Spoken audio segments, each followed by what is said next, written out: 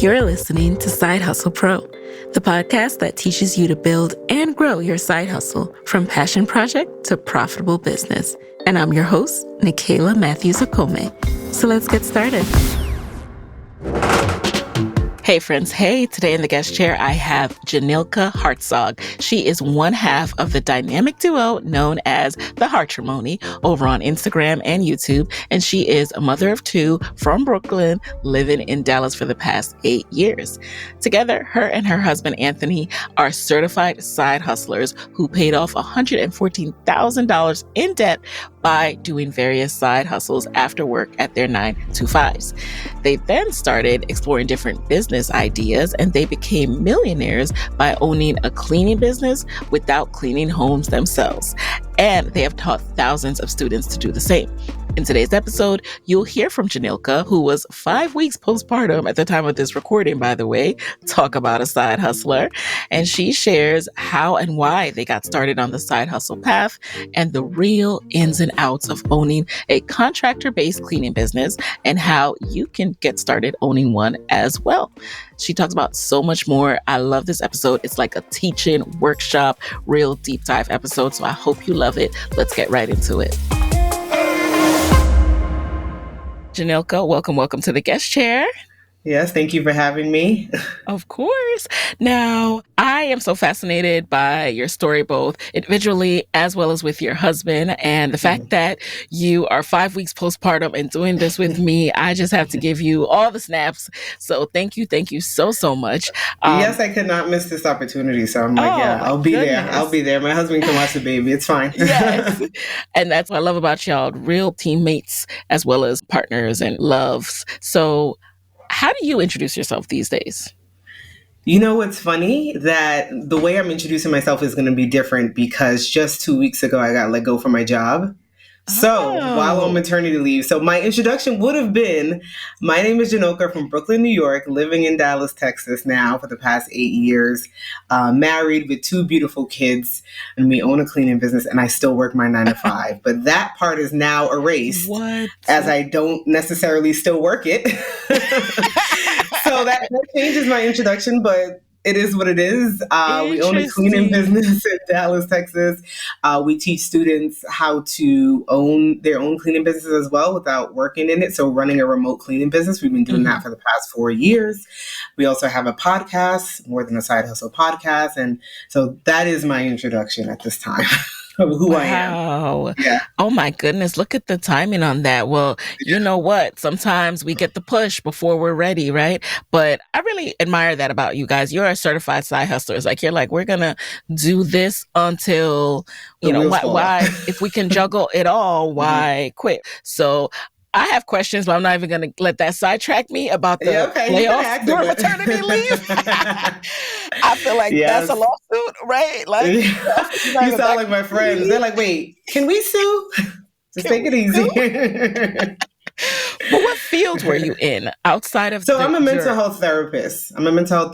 So I'm licensed in New York and in Texas. And technically, I was doing on the insurance side of things when it comes to mental health. That's what I've been doing for the past 9 years. I have done private practice. I have done virtual therapy, but I slowed that down when we had our first baby. But that's my title. Mm-hmm. Okay, so I noticed that you call out that you're from BK. You know how y'all Brooklyn people do. You just had to let me know that. So you were born and raised in BK. How long were you there before you moved to Dallas? We moved here 8 years ago. So I was there my entire adulthood, if you will. So we got married in like May 2016 and then moved here June 2016. And what made you guys move? I have a feeling it's because you guys are side hustlers and the cost of living. It was really because of Anthony's job. And we didn't really start side hustling and doing those things until we moved here. I actually say that if we didn't move, we wouldn't be where we are today. If we were still in Brooklyn, life would definitely be different because all of our family and friends still remain there. So I don't think that we would have had a push or need to want to change anything in our life because we would have been comfortable. Not in a bad way, but just we were comfortable and no need to change. So it's interesting that you say that because obviously you started side hustling. I know a little bit of your journey, and for, listeners, you can share with them, like, what was your impetus to start the side hustling as far as the financial reason? Yeah, so we were side hustling to pay off debt. So we paid off $114,000 of debt in 23 months. And that's really what started our entrepreneurship journey and everything like that. So that would have been 2016 Christmas. Our New Year's resolution, I said, I want to travel and save more. And Anthony was like, that doesn't make sense. Like, we can't do both. Like, you gotta figure this out. That doesn't really make sense. And so I was like, okay, fine. That was the beginning of his journey of listening to podcasts. And so when I was coming on today, he's like, I'm just super hyped because she was one of the first podcasts I started listening to. So I have to give him that shout out. So Thank you, Anthony. Around the time that he's started really getting invested in it. And honestly, what started us on this journey was Dave Ramsey. He got obsessed with that and just listening to paying off debt and stuff like that. And we took some of his lessons and tweaked it because we still had our 9-to-5 and $1,000 to save wasn't enough for me. So that was really what started our journey. And we started working at a gym, renting out our car, watching dogs, the whole nine. That's what we started. And we started our cleaning business that year of 2017 as a way to pay off our debt. So that's what kicked it off.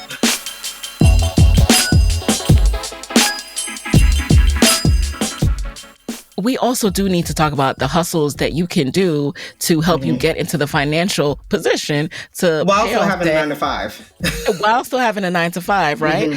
To pay down debt and be able to do what you ultimately want to do when you have that freedom, when you're not under the, a debt shadow or what have you. Let's get into the side hustles a little bit before, because you mentioned them, but not everyone might know. So you did, I think it's called Rover, right? Where you babysit pets. I know you guys aren't even big fans of pets like that, right? No. So coming from Brooklyn, dogs are kind of like, neither of us grew up with dogs, and most people in Brooklyn, you think of them having like pit bulls, so you're scared of dogs. You don't like, you don't really like dogs. But one of my stipulations to moving down to Dallas was that I wanted a dog and I wanted an open concept kitchen. That was something that I was like, if I'm going to leave, this has to be in place. And so we started watching dogs on Rover. It's kind of like an Airbnb for dogs instead of taking them to Petco and stuff like that. So I think the fact that we could, say yes or no, and we could meet up with the dog first to see if we liked them, if they're big or small, kind of helped us to feel more comfortable. And then we had our reoccurring dogs, so we knew them, we were comfortable with them and stuff like that. And it was in our apartment and no kids, all that type of stuff. So it was more flexible for us at that time. It's a very smart side hustle. And fun story. So actually one of my hairstylists, the one who does my crochet locks, she does Rover. That's the first time I ever heard of it. So she does the locks out of her hair. So I'll show up for my hair appointment and she's like, "You're not scared of dogs, right?" I'm like, "No." That's what you have to ask all the time when somebody's walking in. You could have told me this before, but I can't knock the hustle. I can't knock the hustle. So, and then you rented. I've never heard of this, renting out your car. How does that work? Yeah, so back in 2017, we were doing it. It was Turo, it's still around now, but it wasn't as popular then. And at that time, my husband had just got a car because moving down to Dallas, that was like a gift to himself, turning 30, all that type of stuff. He just got an Infinity. And so we rented it out to be able to pay it off. And essentially that's what we did. And so the same way Turo is, where people either pick it up from you or you drop it to them at the airport or whatever. We did that with his car and my car because I had a Nissan Altima and I was working from home. So I came from New York working from home. And so I wasn't really driving it. So we rented out both of them until his car was paid off. He was like, "Okay, I'm done." He was like, no more lending out my car. So that's what we did as well. Wow, that takes some trust. I'd never heard of that, but that's smart. You got your car paid off. And then what was the other one? You said you worked at the gym? We work at a gym. We started working at Equinox. We're both very big workout people, and you got a free membership. So my husband actually was working in maintenance at the gym at Equinox. And I'm like, well, I was getting off at 4:00. I'm like, what am I going to do? I want to do something. And I started working the front desk. And I was there. He had did it for maybe about seven months. Like he was putting in like 40 hours a week on top of his 9-to-5. I think he got burnt out. But I stayed until like right before COVID. I became like a team lead and manager of the front desk and everything. Like that's how much while working my 9-to-5.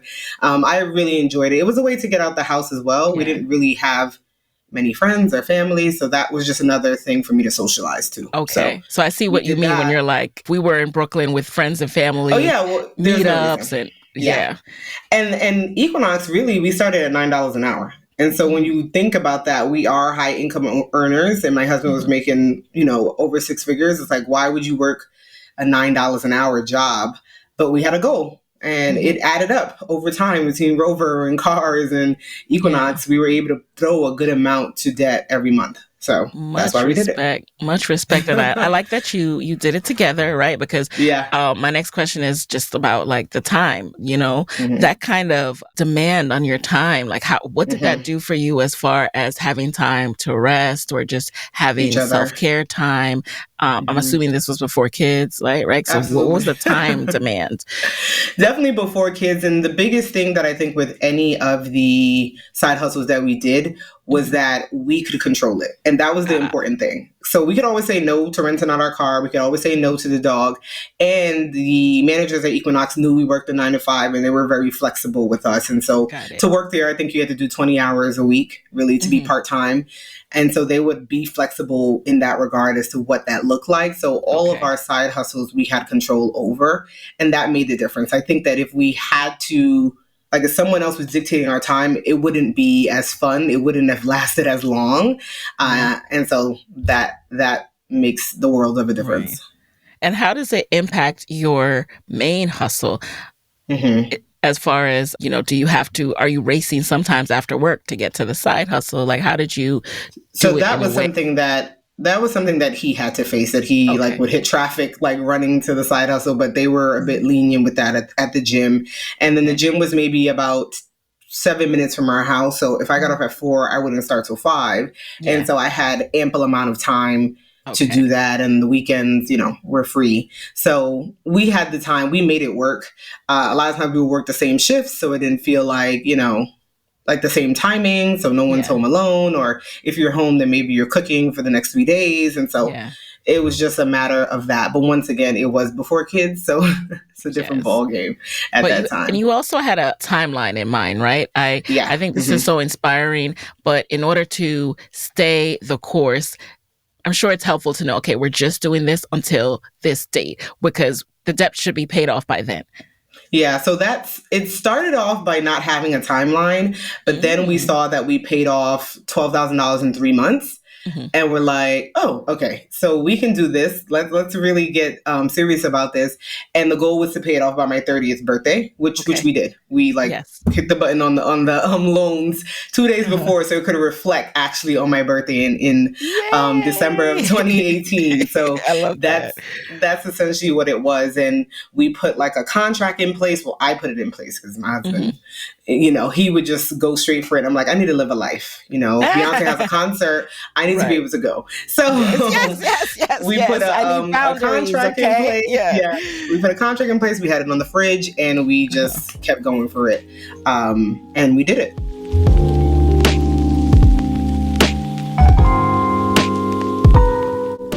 As you were side hustling, at what point did the seeds of entrepreneurship, of thinking about starting a cleaning business, start? I always say all of our businesses, and I think information starts from my husband, and then I agree or don't agree. That's how it comes. Like, he brings it to me, I say yay or nay, and then we proceed with it. So he had originally heard it on a podcast about like a college student making like $10,000 in revenue without cleaning homes, but owning a cleaning business. And he's like, how is that possible? Brought it to me, and I shot it down. I'm like, absolutely not. We don't know anything about a business. Why would we start a business? Like, this has never been in our discussions as a married couple. Like, what are we doing? We have no idea what we're doing. So he left it alone. And then he brought it back, but with more information and more steps of like what we would need to do to get there. And then I agreed to it. I'm like, okay, sure. This will help with the debt payoff. It's something different. Let's just do it. We never, a lot of times they say when you do a business, look for the future. And, real business people kind of think like that. But that was our first business, and we had no idea what we were doing. So it just was us like, let's try it and see. So we agreed in like October and went live in November, like the day after Thanksgiving. We had our first client. Yes, that's how it went. So many questions. What do you mean you just started? What were the steps to get started? How did you get the cleaners, right? The people, and know that they would do a good job so you get good reviews? Right. So a lot of it at that time, we were just trying to figure it out. So honestly, we were Googling it, or he would listen to a podcast or try to join a Facebook group of cleaners.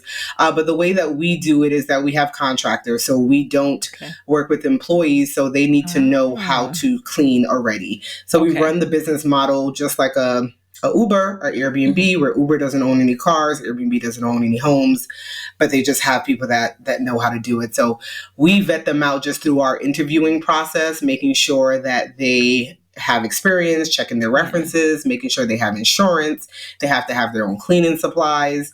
If you are a type A that you feel like you have to know for a fact they're going to be perfect, then maybe it's not for you. But I think our quality control of the vetting process, and then we call every single client after every single clean. To this day, we're 7.5 years into the business, and we still do that same process to make sure and that you the person call is yourselves. well.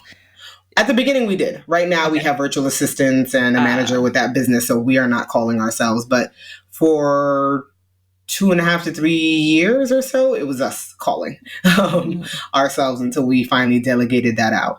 So that's how we make sure that they're cleaning well. But at the very beginning, it was trial and error. There wasn't any kind of cleaning business courses or anything out there where we can just follow besides just listening to someone give information on a podcast and try to piece it together.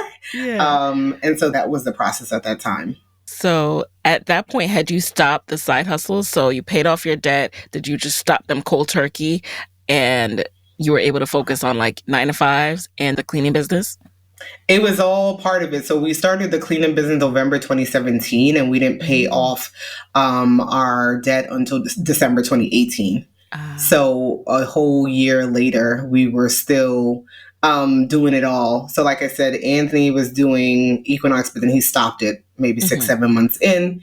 So all of 2018, he really wasn't working it, but I still was working that. We were doing the cleaning business, had our 9-to-5, the Rover. So we were doing all of it at once, and it was chaotic. It was chaotic and very hectic. And you would be at a bar on Friday night and a client is calling to complain and you got to step outside and take that call. Yeah, that was what our life was at that time. Wow.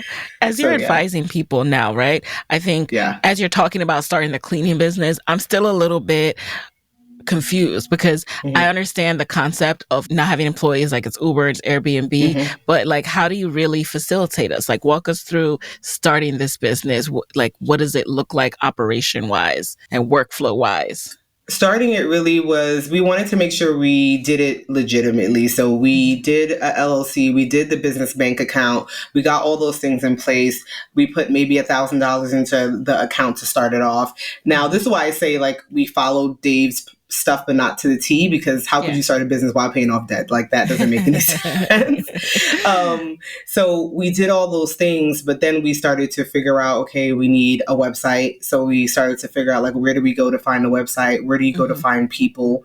And we started looking on Thumbtack, Indeed, like care.com. And these are where we were finding people. Then we were like, okay, what do we ask them to find out information? So we have to interview them. So when we started, we were interviewing them at a Starbucks because we're like, oh, we have to see them face to face. You can't do that virtually. In the world that we live in now, you're like, duh, you could do that on the phone, right? But we were meeting them at Starbucks and doing maybe 6 interviews between a 3-4 hour block. So we were doing some of that. And then marketing, where can we start to market at? Where do you look for people when you want to clean? That's Google. I'm just Googling, That's Thumbtack. And so starting to put money into that, marketing in that was our process to then get clients and have people then go out. So to connect, we got a client now we need to have the cleaner go out and do the job. And so it was a lot of phone conversation, it was a lot of hand holding to build processes and feel comfortable and know that this can work. But I think when we got that first client on Thanksgiving, the day after Thanksgiving, we're like, holy moly, okay, we got to get somebody out there now. Right. And then our very first cleaning, that one, we had somebody, and the night before they said they couldn't go. Oh. Yeah. So we're like, okay. We went to Facebook groups for cleaners. We just started looking for like, hey, we have a job. Can anybody take this?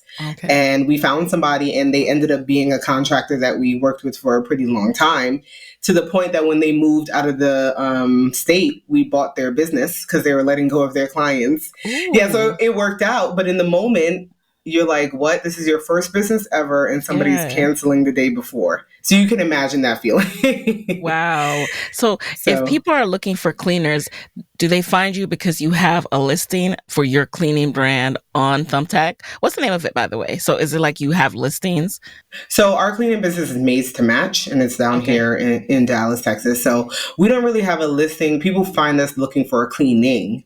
Okay. And then we would connect and send our cleaner out to do the job, right? We don't really host cleaners per se. Like, we don't really market that. We just market our cleaning business, and we send people out to do the job based on the amount of cleaners that we have, that we've worked with over the years and continue to gain, basically. Yeah, because the cleaning industry is such a unique thing. Like, when first it starts with like word of mouth. Like, when I was first starting to like work with cleaning services, and then there comes a time when, well, maybe I'm looking for someone different than who I got word of mouth. So then I'm Googling, and it's like, sometimes you find companies, sometimes you find a person who has a listing, on Yelp or what have you. So that's what I was curious about. Like, how do people find your people? Like, do they find Tom, who's actually one of your workers? So they don't find our workers, they find our company. Our company. Okay. Yeah, that's what they find. They find our company. And so like those mom and pop shops that you're talking about are people that we may make our contractor to go do jobs because it's more work for them. And people say, well, why would they work for you if they have their own business? Because there's but so much word of mouth can go, but so much a small one individual can go. So if they have 10 jobs a week, we can provide an extra 10. Now they have 20. Yes. And so it's more money for them. And so that's why they would work for us. Just like, you know, a Uber driver. Is somebody going to pick him up off the street? No. But if he's part of the app, yeah. Exactly. So similar to that. And do you have any kind of like app or ways that you're keeping communications going with people? So when the job goes out, it's easier to put the feelers out and get somebody? Yeah, we use the app that Launch 27. It's a company that's built basically for cleaning business and other service-based businesses.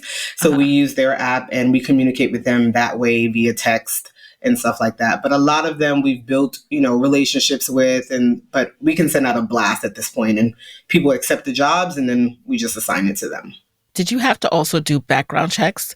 We do background checks. You do background checks. Good. We do background checks. Yeah. Our full process is really, we put out a job ad. Somebody says they're interested. We do an interview. If we feel they're good to go, we do a background check. We run references. We ask for their ID. We ask them to send a picture of their cleaning supplies.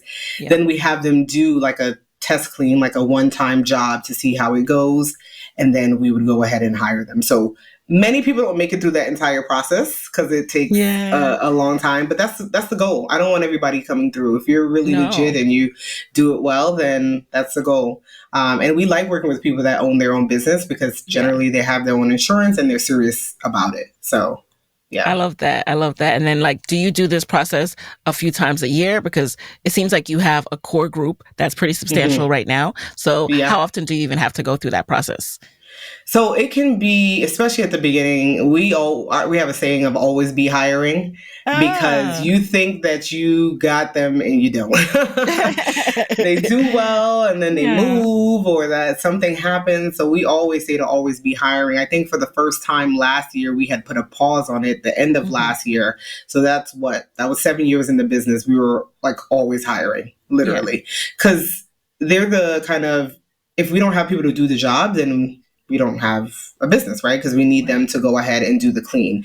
So we are always hiring. So we stopped it and then we've started it back again. And then now we paused it again because we're at a good place. So you can turn it on and off as a faucet. That's the good thing about it. But especially people just starting out, I say always be hiring. Like, don't worry that you have 5 people and you're like, well, I don't have enough jobs. Trust me, they'll show you that you need more because there are contractors and they can work as little or as much as they want. So somebody could work one day. You think you have all these people and you don't.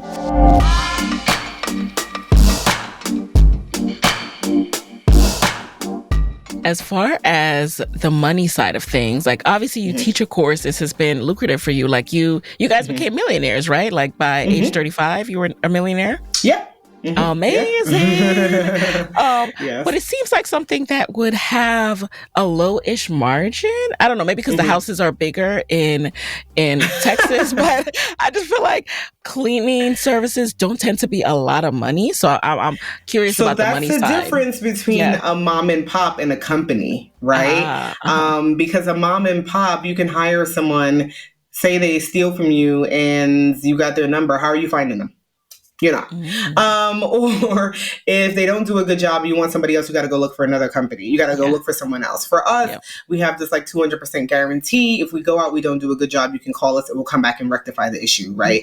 Mhm. If something is broken and something is stolen, like we can rectify the issue. We do Yeah. the background checks, it's a bit more trusting. So a company versus an individual is going to be cheaper. Yeah. Absolutely. So Yeah. we do, on average, our cleanings are about $250. And then we have a split with the contractors. Either we do a split of 60-40 where they get 60%, we get 40%, or 50-50. Okay. And so then we have add-ons for things. If you have pets, if you have this, if you want us to do carpet cleaning, if you want us to do organizing. So our margins can be between 20 to 30% generally month to month. Obviously that can fluctuate. Seasons can fluctuate, but usually that's where it kind of lands. And then how long did it take to scale up to a substantial amount of cleanings per day and per week? The cleaning business was our first business, so I was particularly scared. I'm like, I don't want to put more money into it, but with marketing, that's the name of the game, right? Any business. I get emails from Target 3 times a day, right? Yeah, Do they need to? Not for me. I'm in there 2 times a week. You don't even need to market to me. But, marketing is essential to the business. But I think as a first-time business owner, that's very hard to wrap your mind around because you just feel like you're putting money out and not seeing it. Yes. But it's like, if I don't know you exist, I'm not going to purchase for you. So it's a whole cycle. It's a whole mental thing of really doing that. And for this business, it kind of goes hand in hand with marketing and scaling. So I would say we did it slower than we would now because I was definitely, scared. But it can scale in 3-4 months. Like, we had one of our students hit $1 million in sales in 2 years. Absolutely. It took us like 5 or something like that. Like we were nowhere near that. And, we have students doing 100K in 8 months. We did 100K in maybe 14, 15. You know what I mean? We were just not moving as fast. Maybe because we have everything else happening. We didn't necessarily need the money. It was just like to pay off debt and stuff like that. But also we were scared business owners. And so when I speak to people now and I'm like, you really want to scale, put the money in. Trust that it will come back. You know what I mean? And it will, especially with marketing in this business. So, trust that it will come back, Jhanilka. How much money we talking here? Okay, what are the startup costs for a business like this? So the startup costs are pretty low. We say to have maybe about like $2,000, but that includes getting your LLC, business bank account, and like having money for marketing to find contractors and a little bit to find clients, right? Yeah. So every month, the good thing about running it with this model with the contractors is that you can turn it on and off, right? So COVID, for example, right? That would have been a big hit if we had employees. Would have been like, okay, we lost a lot. But at the time, we just turned down our Yelp. We're like, okay, we're not marketing a lot because there's not much business coming in and people aren't working, et cetera, like that. So it's always a faucet that you can turn on and off. Now we put in like $4,000 or $5,000 into Google a month. You're talking about Google Ads? Google Ads, Google Local Services. They're 2 separate things, but we put that much in. And Yelp can be $3,000, $4,000 a month. But then we have $60,000 months. So in 40,000, but we've built up a clientele, right? We market back, we email, we text, we call, we do all of those things on top of marketing on these paid platforms.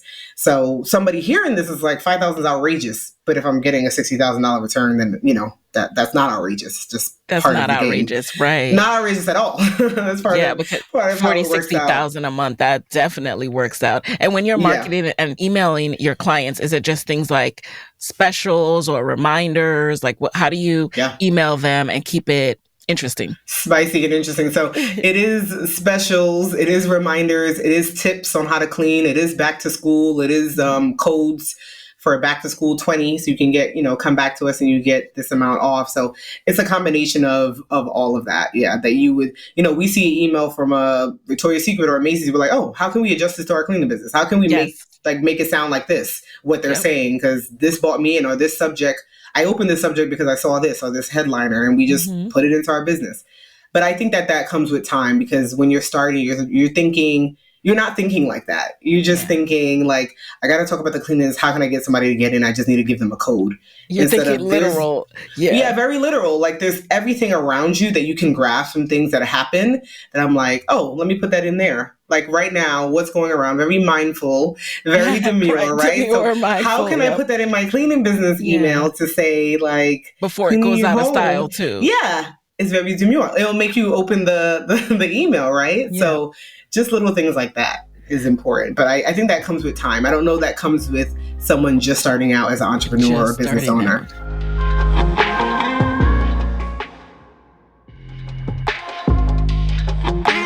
Speaking of just starting out, so you mentioned where you've gotten to $40,000, $60,000 months. Do you remember like how much you made your first month? What was the first month like? So the first month probably was small, November, because we got it after Thanksgiving. So I think we maybe had like 3 bookings. So 8 months into the business, we were in the point of thinking of closing it down. Ooh, okay. It was the summer, and that can be slower months. Who knew? Because we didn't know. That can be slower months. And we're like, is it worth it? Should we continue? Does it make sense? And my husband was like, let's at least do it for a year. Let's just see, how it works out. And then we can stop it there. If it doesn't work out, we can just stop it there. Yeah. And that was August. And then September, we ended up having our highest month. How much was that at that point? At that point, that might have been like maybe 7,000, 8,000. That was like, oh, wow. Okay. And the funny thing was, which it's not funny, I wouldn't advise it now, was that we didn't really get like a bookkeeper until we were about 2 years in. So we had no idea how much money we were bringing in. We just left it in. We just kind of left it in to recycle the business, took a little bit out to pay for the debt, but we weren't even like really keeping track of what it was. And when we got a bookkeeper and we're like, wait a minute, we have a lot of money here, a lot of profit that we're making here. And I think that helped us to scale as well. So we definitely hit a bump 8 months in, and we just think about it now. Like imagine we actually stopped then. Yeah. Life would have been different. We wouldn't have continued our business. We wouldn't have been teaching thousands of students that go on to make millions and change their lives and buy houses and things from the cleaning business. It wouldn't have happened. Wow. But that all to say, we still had our 9-to-5s, right? And we still were side hustling. And so that gave us the comfortability to know that we can continue on. Yes, yes, because you were dependent on it for your livelihood. Correct.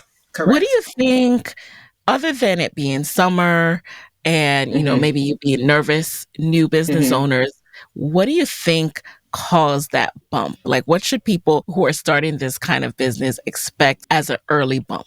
So I think what's important is something that we weren't doing a lot of is reaching out to leads, right? So, people may sign up for your website, but then it's like, what do you do with them? Are you emailing them? Are you calling them? So same type of thing. Like, even if we didn't close them, meaning they didn't book our services, we were just leaving them there. But now we're like, you paid for those people. And you need to remarket to them. You need to send them an email. You need to call them, send them a text. Because they didn't book then doesn't mean that they're not going to book at all. Yeah. Because how many times do you opt into something you just don't, and then eventually you do? Yeah. That wasn't something we were thinking about at all. Like contacting previous clients or contacting people that didn't book with us. So that helped to bump it up already, because you paid for it and now I don't have to pay for it again. And now they're coming back into me. So that gives me a bump in profit and things like that. That was a change for us, definitely. It's interesting that you mentioned people that didn't book. So how did people that didn't book end up on your email list? So, there is in our system, like you can send quotes. We have a CRM and you can send them quotes. So their information can be stored there. And then even on like Yelp or Google, their contact, if they gave it to you, their contact information can be stored there now. And so when we have people starting out, I'm like, put those contact information like on an Excel, like put it somewhere.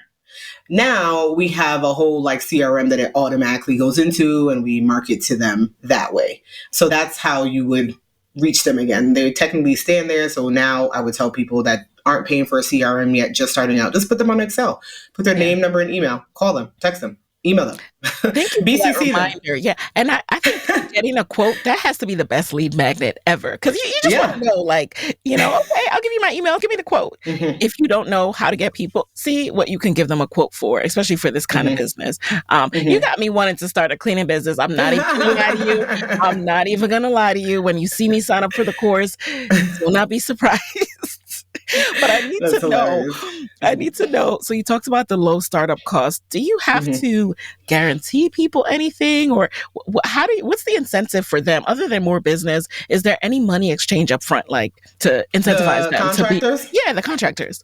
No, there's no money up front. The money is it because they're getting more money because it's more than they can do. It's more than they can market, right? So most of our contractors, they go by word of mouth. Right. Yes. And so we've had some contractors that they were working for a company and then they all became contractors independently. Yeah. And so it's just word of mouth as far as they can go. But what keeps them around is what we always say is something as simple as just treating them as humans. Like a lot of our workers have told us that other companies that they work for, they would yell at them, they would talk down to them, they would allow customers to talk to them, which we don't play, like we don't allow that. Like we say, you leave. If you feel uncomfortable with someone's doing something, we'll handle the backlash of it all. Yeah. But we have relationships with our contractors. Like if it's their birthday, we will say happy birthday. We'll send them something, Christmas, Mother's Day, all these things.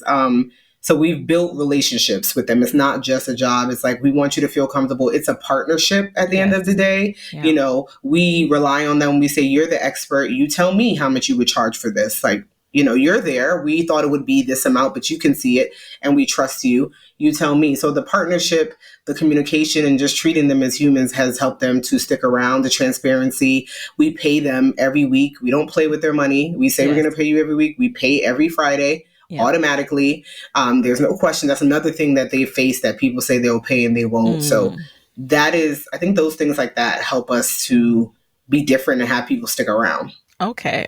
So that's also interesting too. I guess I've never used an official cleaning service because I'm used to just paying people in cash, right? After they're done.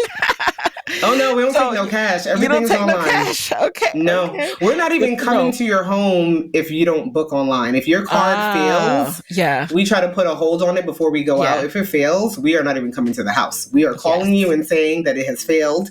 Yep. We need to be able to put a hold, and then we'll be there. Okay. So we do everything online. Everything is online.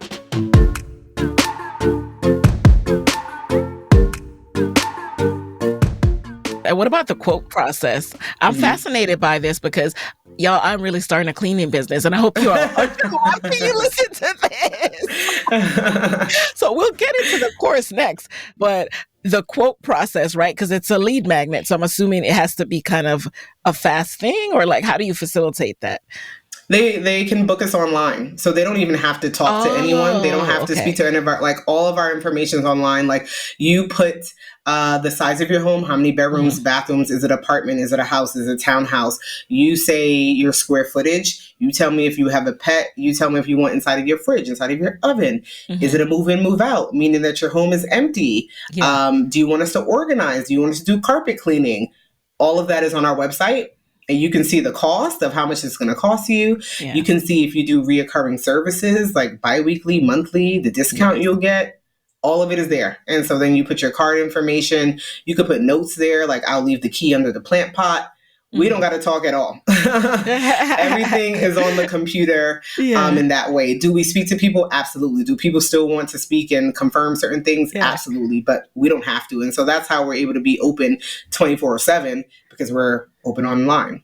How did you approach, other than Google ads and Yelp ads, how else did you approach marketing the business? Primarily online has been our thing, because in Dallas, we didn't know anybody, right? So we didn't have a church or job to really kind of market it to, things like that. So primarily online, but we have tried putting flyers under doors. We have tried like cold mailing. You get flyers in the mail. Yeah.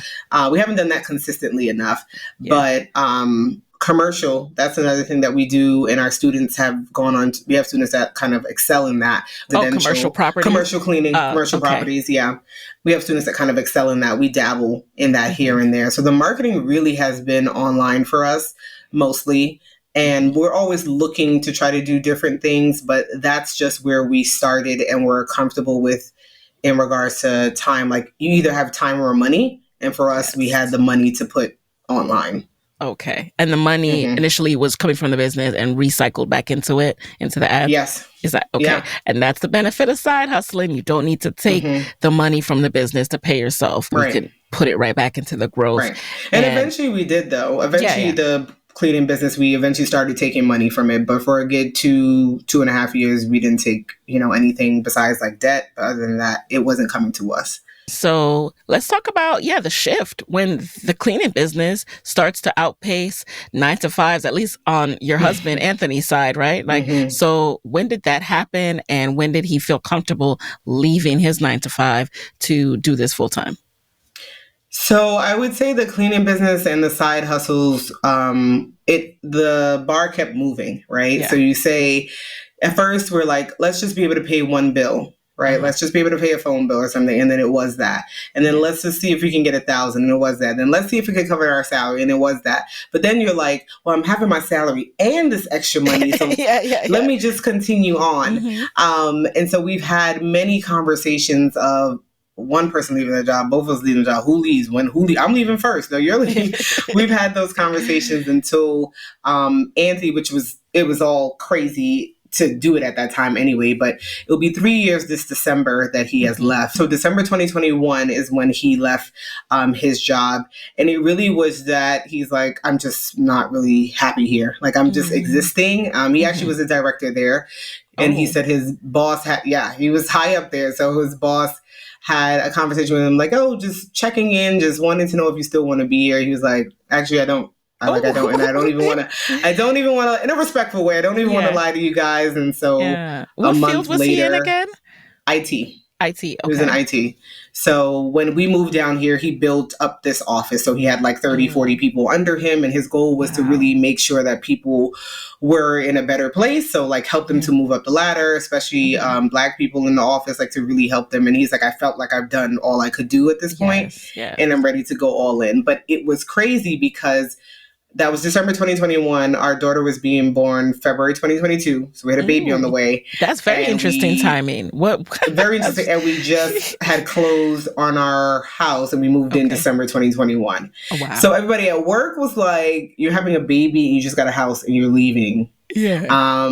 But that's just the power of us like betting on ourselves and feeling like now is the time and we feel that we can make it. And praises to God, we're 2.5 years in to that and navigating it all. Yeah. And how well was the business doing? Like what kind of revenue were you bringing in monthly at that point? So at that point, I want to say the business, the cleaning business was doing about maybe like 45,000.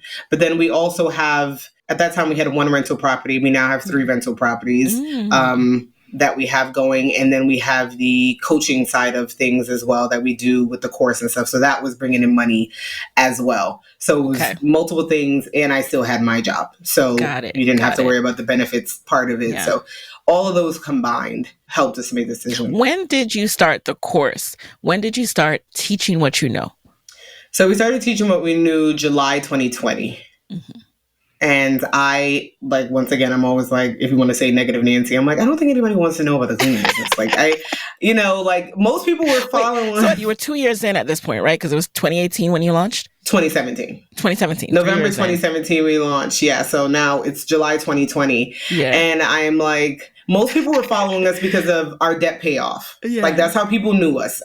We were on Good Morning America because of our debt payoff. Like everybody knew us because of that. We paid it off so quickly, 2 young kids, And I was like, I think people want to know that. He was like, no, every time we post about the cleaning business, people are saying things. And I'm like, whatever. He's like, I think we should do a course. I'm like, they don't want to hear it. So we kind of did a thing. We kind of went on IG Live when we used to go on a lot. And we said that if we can sell 10 courses, then we will do the course. We didn't have a course. We just said that we were selling it. We didn't have it. We didn't record it yet. Yeah. And I think we sold like 12 or 13. I'm like, at what price point? Too low. We were at like 97, 79, something like that. Okay. Very, very low. Or 120. If you get it now before we launch, it was like 150, something outrageous. Yeah.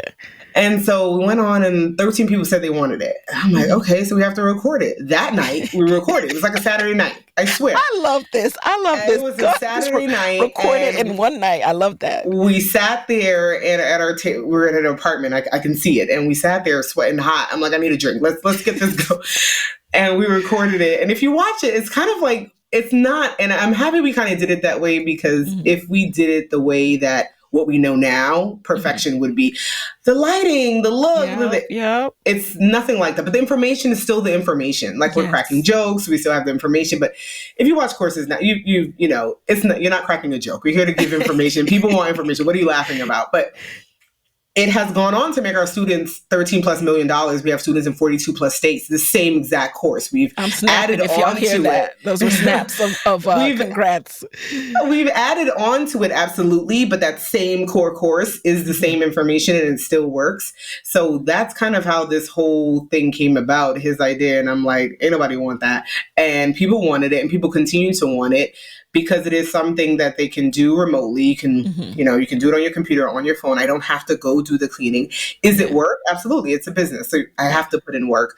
But it's so doable, and we've had tons of testimonies that show how doable it is. On top of us still running a cleaning business, we still do it.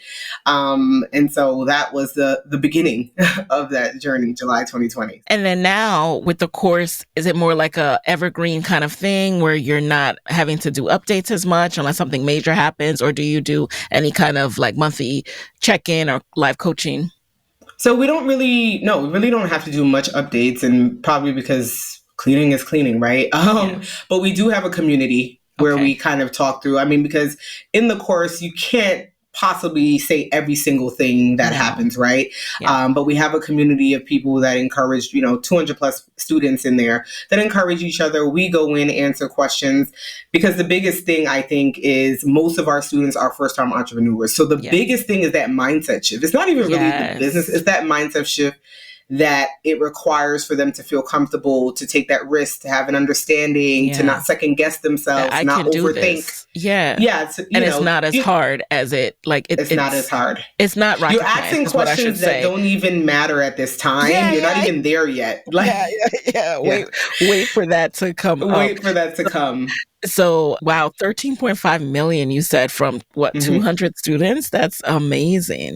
Well, no, 13.5 million from our students across the board. We have 200+ students in our community. It's probably 2,700 people that have taken of our course. Yeah.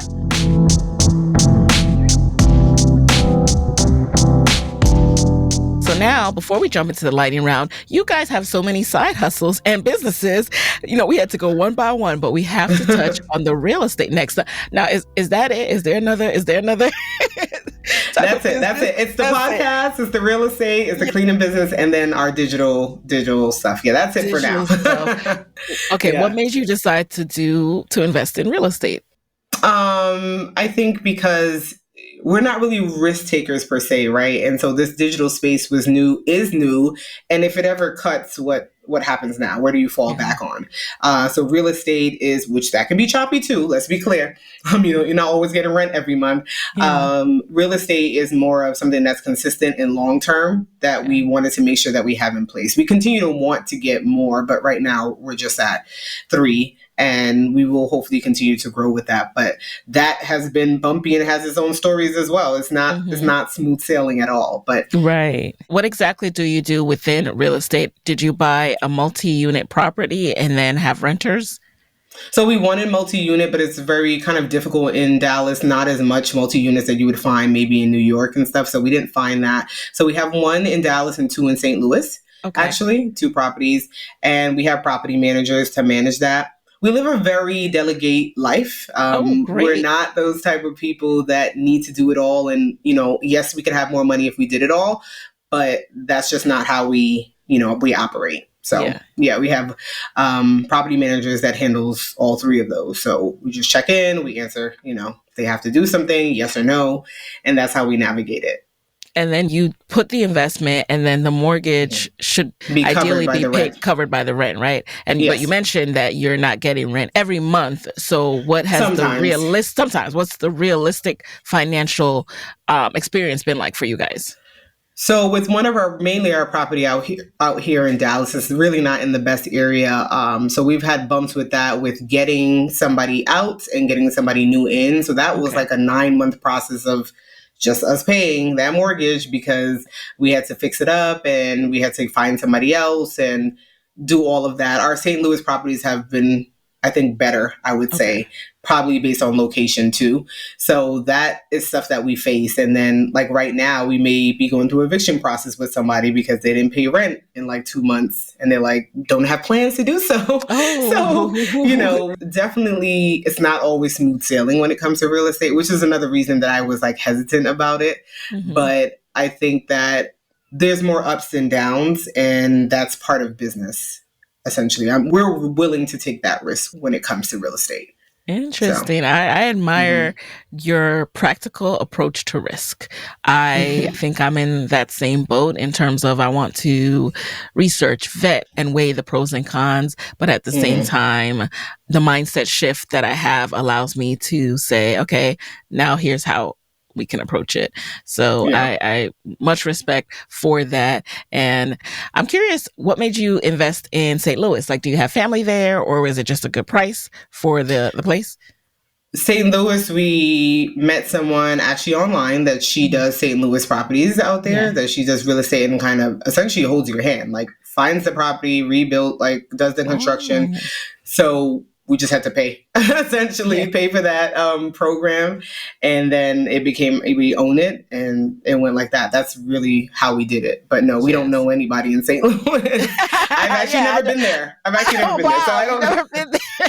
No, I've never been there.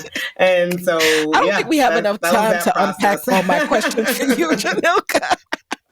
So I've never been there. But that's how we did those 2 properties. I can give you her name if you want, but that's how we did it. So you have a podcast. You guys have a podcast called More Than a Side Hustle. What's that about? Do you help people manage all these side hustles? So we've done interviewing of other people, and we've done just us two. Most of it is just us two. And we talk about everything from entrepreneurship to our life, to our differences, because we are similar, but very different. And so I think that helps our dynamic. Also just managing it all. We talk about that. We talk about our travel. We talk about our kids. So it's everything in one. And that's why we named it. At first, it was called Hartzog Hustle, our name. And then we're like, that feels selfish. And so that's why we named it More Than a Side Hustle, because yes, business is at the forefront of us, but that's not all we do. We have, we have marriage meetings. We travel a lot. We do content. We go to New York and stand on tables and brunch. Like, we do other things. Like, there's other things. You're versatile. I love it. So we speak about all of that on top of interviewing people that, it's become more than a side hustle for them. Like, they started out in this. So photographers, we had a doula, we had her come on. So just different things that we've had people speak about in the podcast. So it's a good time. We enjoy it because I think we enjoy just each other, and we do everything together, but we enjoy just each other and just chatting and getting the information out there. So it's really inspirational, what true partnership can look like in this journey of life, marriage, and entrepreneurship. And your transparency, as far as what you're comfortable sharing, of course, is going to help others and does help others. And I'm curious what the future looks like in terms of what's the ultimate goal in terms of how many businesses do you want to start? How many kind of things do you want to do entrepreneurially and manage your family life as well? If it was up to my husband, we would have probably 10 businesses. So that's the balance. That's why I'm here, to keep him in check and be like, that don't make sense. Let's not do that right now. But I think right now we're in a space of really probably growing our digital side, our coaching side of it, because we've had the course, but we've also realized that a lot of people just want to be around us and just hear more about us, the experience. And maybe it's not just about the cleaning, just more about the inside of us. So that's one part of it. Another part of it, which is it's funny how it works out with God, was like literally, I think the week before I had my daughter just now, I kind of put out there that I wanted to do more things on my own independently, which my husband has always encouraged me. And I'm like, I nobody want to hear me. It's okay. I don't need to. but I've like put that out there, and then I was able to connect with you. So that was like, for me, like a sign of, this is my first podcast ever by myself. Yeah. So I think that now we are gonna, you're a part of my journey. So we're gonna focus on like how I can individually grow and put information out there, and just balance it. Cause I'm like, you feel like, I don't want to do a get ready with me. I don't know how to do makeup well. So like, I don't want to do that. Or is my life really that interesting? I'm going to be pumping, breastfeeding, going to the gym and coming back. Hello. So, like, that is so many of our lives, right? Right. So just figuring out how to showcase that, I think, is going to be a challenge for me now. Obviously, still having a newborn. We also have an au pair here now. I don't know if you know what that is, but we've just got an au pair. She just came we desperately would like an au pair.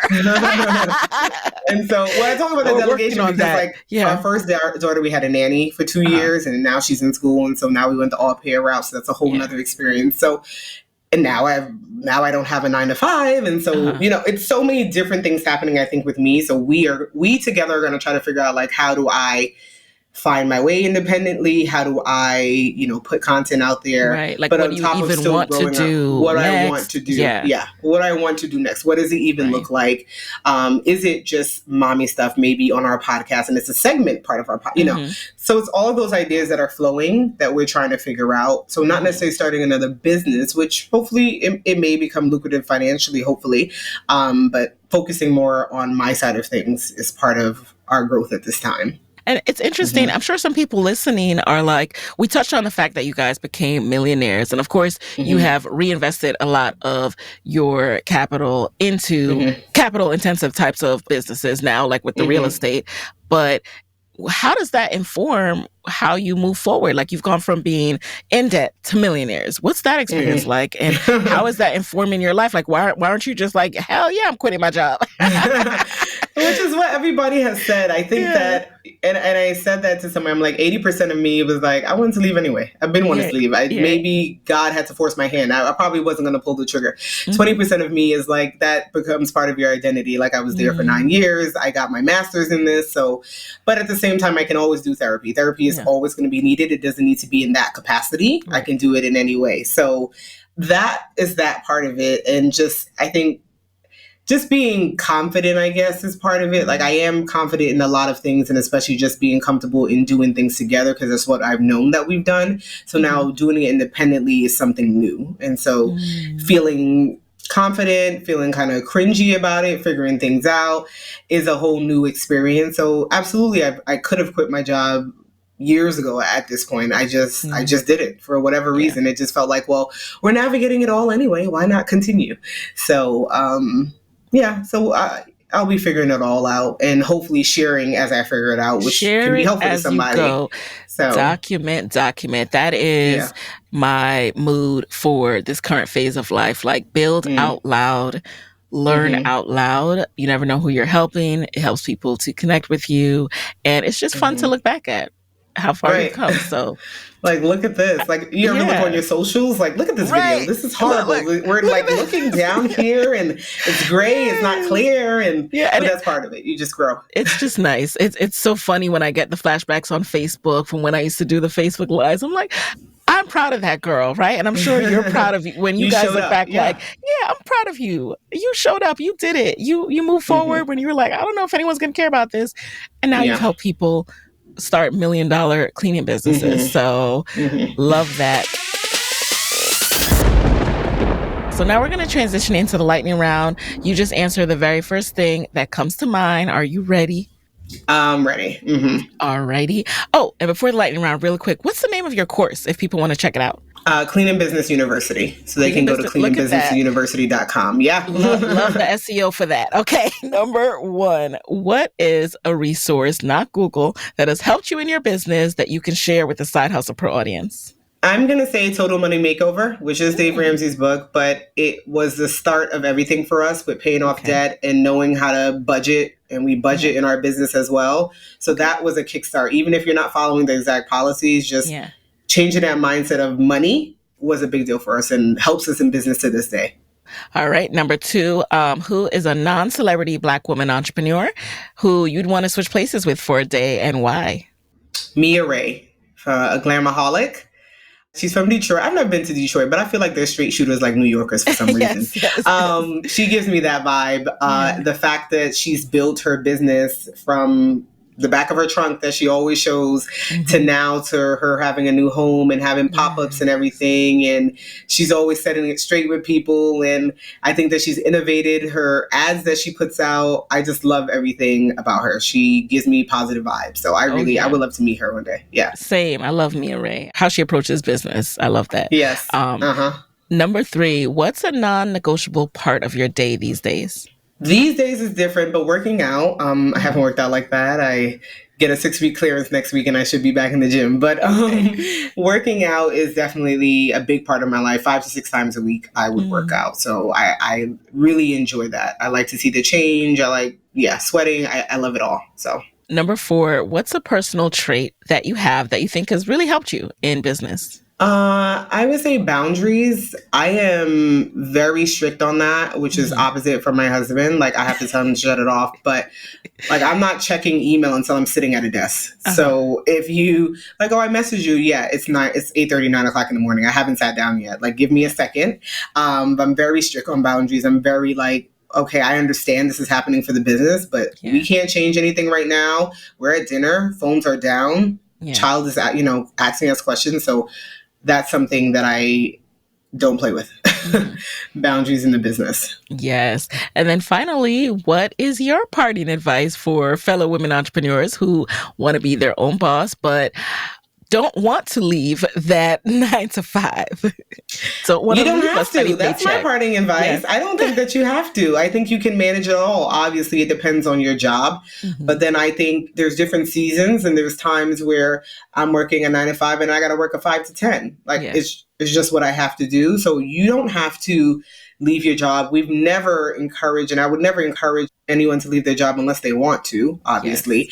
But do both of them. Why not? Do both. Do something, do both.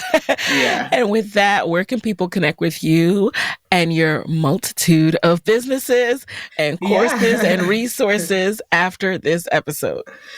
So cleanandbusinessuniversity.com is where you can get our course. In regards to us, the Hartrimony, and I'll spell that. That's for YouTube. That's for TikTok. That's for Instagram. It's the HARTRIMONY. And that's a play on our last name in matrimony. It was our wedding hashtag. And the podcast, wherever you listen to podcasts at More Than a Side Hustle podcast. So that would be Yahoo, Apple, Spotify, any of those, you can find it. And the visuals for our podcast is on YouTube as well. So that's where you can find it. Well, Jhanilka, thank you so much for being in the guest chair. This was very highly informative. So I am so grateful that you were here. And thank you for having me. Of course. And there you have it, you guys. I will talk to you next week. Hey guys, thanks for listening to Side Hustle Pro. If you like the show, be sure to subscribe, rate, and review on Apple Podcasts. It helps other side hustlers just like you to find the show. And if you want to hear more from me, you can follow me on Instagram at Side Hustle Pro. Plus, sign up for my 6-bullet Saturday newsletter at sidehustlepro.co/newsletter. When you sign up, you will receive weekly nuggets from me, including what I'm up to, personal lessons, and my business tip of the week. Again, that's sidehustlepro.co/newsletter to sign up. Talk to you soon.